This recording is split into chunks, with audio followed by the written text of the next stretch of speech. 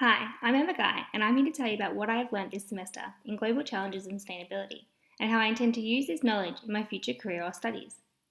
As discussed in the first reflection, how I have used evidence in my career or studies, my time working in a non-profit organisation in Jakarta, Indonesia, I explained the types of evidence I was required to use and the challenges I faced, including the importance of access and production of data and statistics. I still believe that evidence, data, and statistics are vital tools required to assist in both theoretical and practical change in the field of environment and sustainability. However, this course has given me a greater understanding of the pressures and constraints faced by policymakers.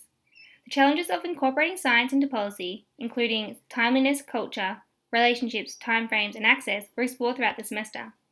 The issue that stood out most to me was the challenges associated with communication between scientists and policymakers. Neither party appear to have a clear understanding of the goals, interests, and constraints of the other. This course helped me to appreciate the importance of both scientists' and policymakers' goals and the need for the development of greater communication between the two parties, including an understanding of the different objectives, constraints, and pressures of both sides, such as timeframes and style of language. The challenge of communication was particularly evident during the production of the Rapid Systematic Review. Coming from a scientific background, I had to be wary when writing my white paper to ensure the language used was appropriate for all levels of prior knowledge, and that the ideas were linked with the desires of the policymakers and were phrased in an actionable way. The style of writing was straightforward with little scientific jargon. Although this was beneficial to gain a greater audience, it did make it more difficult to determine which research was most relevant. My topic or research question, what are the factors influencing groundwater contamination of nitrate in agricultural practices, was heavily scientific based, filled with scientific jargon, and required an understanding of environmental processes such as the nitrogen cycle and plant anatomy. I found myself spending a lot of time explaining pathways, mineral and soil networks, and nitrogen cycles, all of which were relevant but not necessary for policymaking or the white paper, and needed to be condensed. This editing and selection of data was particularly difficult from a scientific point of view, as all results seemed important for cohesive understanding of the issue.